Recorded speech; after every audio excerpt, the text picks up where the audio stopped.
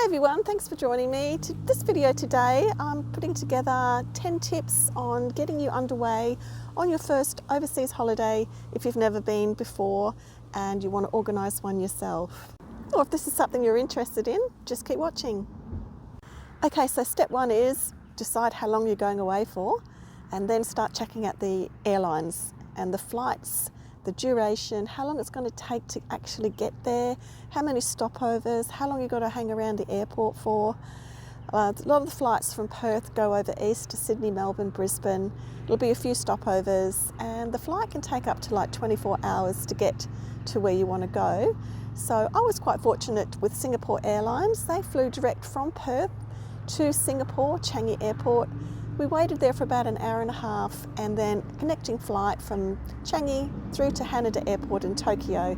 So my whole day really was about 15 hours all up, which was quite manageable and the shortest amount of time to get from Perth to Tokyo. And so once you decided on which airline you're going to go with, and one thing I always factor in is because I went to a new country, I hadn't been to Japan before, so I wanted to get there in a reasonable time during daylight hours. So my flight landed at 4 p.m. in the afternoon, so that gave me plenty of time to get from the airport to the hotel, get my bearings a little bit, go out for a little bit of a walk around, grab something to eat, and then start my next day knowing, a little bit familiar with the area. Because you don't want to get to another country and you're landing there late at night or early hours in the morning and it's dark and you don't know where you are, you don't know what's what around you. So I always recommend try and get there at a reasonable time during the day in daylight hours if it's possible. Step number 2, a must, travel insurance. Never go anywhere without travel insurance. It doesn't matter how long you're going for or where you're going, you really do need to make sure that you have travel insurance before you leave the country. I always book travel insurance as soon as I book my flights, and then I've got that peace of mind knowing that I'm covered and it's not something that I'm going to forget to do. And you don't want to get overseas and then something happens and you go, oh, I've got to get travel insurance. That's always my step 2 after I've booked my flights. So just a handy little bit of advice there. Yeah, so step number 3 is accommodation. So it's always good to check out maybe what sort of area you might want to stay in. I had absolutely no idea, but I was actually drawn to the Ginza area, which is quite a high-end shopping precinct of Tokyo. But not that I did any shopping there, but it just seemed like a nice area, and a couple of the hotels that I was checking out, they were in that prefecture, so I thought I'll just go and stay there. So I spent 7 nights in Tokyo and then I went down to Osaka for 6 nights and I did the same thing, just tried to find a hotel that was reasonably close to the train stations. Then I just went back to Tokyo on the last night, stayed at the same hotel in Ginza and then flew out the following afternoon. I wanted to pick a hotel that was reasonably close to the train stations where I was getting off and on at. So every day that I would do my day outings, it was only a short 10-minute walk to get there. So the rooms that I had in my hotels were quite small, but I knew that before I went to Japan. I knew that the rooms weren't going to be huge, but they do tell you on the website when you do book how big the rooms are. So for me, it was quite comfortable. With the family, you will probably get a bigger room, so you'll have a little bit more space, but just bear that in mind. The rooms are not big like they are here in Australia. And they had all the amenities that you needed. They was even give you pajamas and a toothbrush and shower gels and razors and all that. So all those things were covered, but anything you needed, or there's always a 7-Eleven close by if you needed anything extra. So step number 4 is a travel card. I chose to use a Wise travel card. It's a Visa debit card. They were very transparent on their fees and their charges compared to a lot of the other travel cards that I had compared this one to. So I went ahead and I ordered that online. So that was a $10 Australian charge. They sent that out to me. And once I received that, I activated that and then I went to transfer just $1 on there just to make sure it all went through and how long it would take to go through. And it took about 5 minutes, and it really didn't charge me. I think it might have been a cent or something like that just to do that small transaction. But so before I left, that's when I transferred all my spending money onto that card. and I was very surprised. There was basically only a few dollars, and my money was already in Japanese yen. So you could just use this card at any train station, supermarket, shop, anywhere they accept Tap and Go and Visa. It was just so simple and easy to use.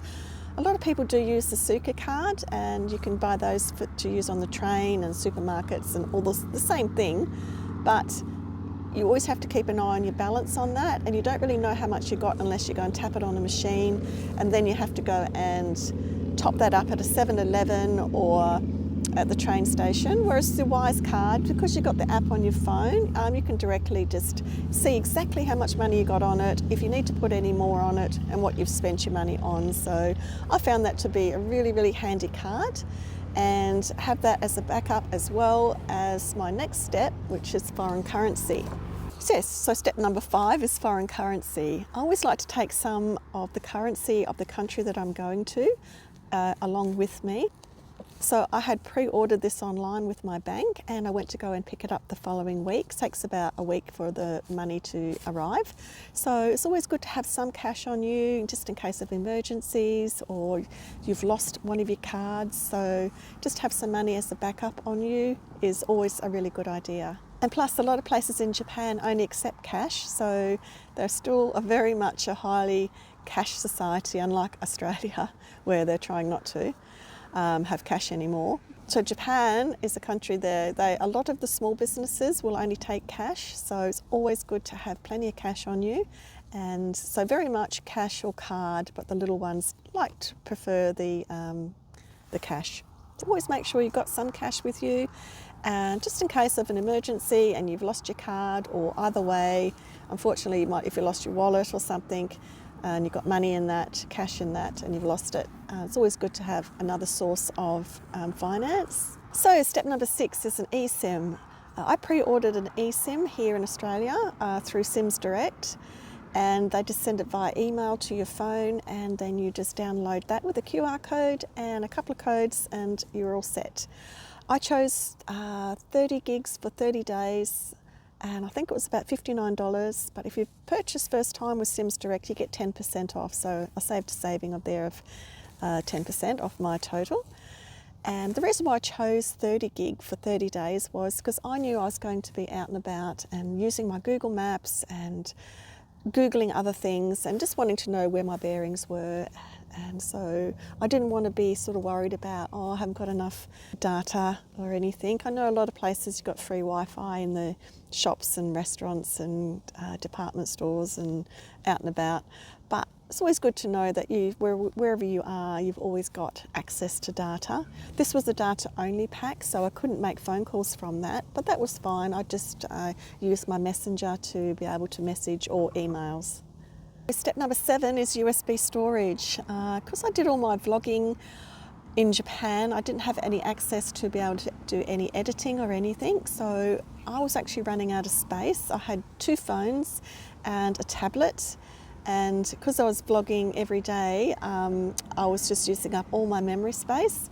So I went out and I bought a USB stick, storage stick. Had a USB-C on one end and a USB 3.0 on the other, so I could, at the end of the day, I could just plug that into my phone and transfer all my photos and videos onto that USB, and then I had that as a good storage backup there. So I was able to do 2 weeks of vlogging and still had enough room to store all my photos and videos on. So step number 8 is activities and things to do. So because I was so drawn to Japan that I was just watching so many videos on YouTube and just really trying to embrace the culture and the things that they ate, the types of foods they had, and outings and places to visit, that I gave myself a really good bucket list. I was pretty happy with my bucket list. I had lots of things on there, and I was able to achieve and mark off everything on my bucket list. And I couldn't do everything in the 2 weeks, that obviously there's so much to do, but they can be done on my next trip. And but for the time being, yes, I achieved everything that I wanted to do on my trip and visit the places that I wanted to see and were quite interesting for me to go and visit. And also at the time of the year that you go. I went in the early summer, So it was just the start of their summer. So the temperatures were around about 30 degrees Celsius. And so it was kind of like warmish, but it wasn't really hot like it probably gets sort of now. I went at the start of their summer and it was actually a lovely time of the year to go. I've been just after the Cherry Blossom Festival, but summer is the blooming of their hydrangeas. So that was really lovely to go and just see hydrangeas everywhere. In one of my videos, I went to a hydrangea park where they were all starting to come out to flower. And it was about 30 degrees Celsius during the day, so it was temperature was pretty good. Coming back home to winter here, so I knew it was going to be a little bit of a different temperature when I got back, but it was getting quite warm there. So I think Japan gets very hot and humid as their summer progresses. So I think I went at a nice time of the year. So step number 9 is what to pack. Less is more, truly, believe me. Every time I go away, I seem to take too much stuff. This time I actually did pack everything, and then I took a heap of stuff out, and then I thought, okay, I've got a 30 kilo allowance, which is very generous with Singapore Airlines. My suitcase was 20 kilos, and I thought I've got 10 kilos there for all my souvenirs and anything else that I want to buy to bring back home. Yeah, because watching a lot of YouTube videos, they had a lot of people were still wearing jumpers and that, and I thought, oh, maybe I need to put a few jumpers in. So I did end up putting a few extras in there, which obviously adds to the weight, and the space. But when I was over there, because I didn't really need as many jumpers or a lot of the warmer clothes, because I always say take layers, which I did, but I still had those extra jumpers and a bit of a jacket and that in there as well. So I ended up leaving some of the stuff behind that I actually didn't really need, just a few clothing items and that. So just to make more room for my souvenirs. And also with the 30 kilo luggage allowance that you get from Singapore Airlines, it is only a maximum of 23 kilos for the suitcase or any item, and then the other 7 kilos is put into another bag. So you can check that bag in. You also get a 7 kilo allowance carry on, so you can still get your 30 kilos, but you do have to make sure one of the suitcases is maximum 23 kilos. But if you haven't got really any other carry-on luggage, you can actually just take that on board with you. But to get the most out of it, 23 kilos and then a 7 kilo bag to check in, and then your 7 kilos carry-on and your handbag or laptop as well. And this is the last step, which is an optional step. So I purchased a JR Rail Pass before leaving Australia. This is a prepaid train ticket. It cost me $960, but I could use that on any Shinkansen, any bus, any other types of transport with the JR line, and it's unlimited. So I thought that was going to be a really good value, but it doesn't really kind of give you a balance of what you've already used on it. So you pay for that, but if you don't use it, well, you don't get a refund on that. My longest trips I took were down from Tokyo to Osaka, so I think that worked out to be about $160 each way. And then also went to Kyoto and I went down to Mount Fuji. So those were sort of long trips as well. So I think I probably came close to using up the value of that. But I did actually use the bullet train quite a lot anyway. But next time I go, I will actually get that one again, because I would like to venture up to the north of the island to Hokkaido, and because that'll be a fairly long hike, that one, on the Shinkansen. And even go down to Fukuoka, down in the south there, and have a bit of a look around there. So I like to base myself at different locations. So I spent the 7 nights in Tokyo, and I did all my day trips out from that, and the same with Osaka, I did that as well. So instead of having a few nights accommodation in here and there, I just had one home base for the week, and I did all my trips out from there. But if I do go up to Hokkaido or down to Fukuoka, they're quite a lengthy train ride, so I'll probably stay a night or two there. So with the JR Rail Pass, you need to purchase that from your own country. So you'll pay for that, then they will send that out to you. I think it's no more than 90 days before you arrive in Japan. And once you receive that, you once you land in Japan, you'll go to a JR ticket office. You'll take that voucher in, exchange voucher, and they'll give you a train ticket for that. You'll just need to show them your passport, and they'll issue you like just a little card, a little paper card, and you'll just use that to insert into the machines. But always remember to take it out the other end, because if you lose that, they won't refund that, and yeah, you won't get a replacement card either, so then someone else gets the privilege of using your ticket. I purchased mine for 2 weeks, that's why mine was $960. I think they have a week's option, but as well, maybe longer, I'm not sure, but because I was going for the 2 weeks, I just purchased the 2-week one. And when you do pick up your ticket, you've got to specify what day you want to start that on, because it only goes for 14 days. And it doesn't matter what time of the day it is you activate it, that is activated. So if you activate that at 8 o'clock in the morning, your pass will just work right through. But if you activate it at 4 o'clock or 5 o'clock in the afternoon, that is already 1 day used up on your ticket. So if you can just get to where you need to go, like I did, I just caught a normal train to the station, to my hotel. So in the train station, they did ask me when I wanted to activate my ticket, and I said, well, I'll do it for the next day, because it was already like 4:30, 5 o'clock then. So I thought, well, that's already going to be 1 day used up.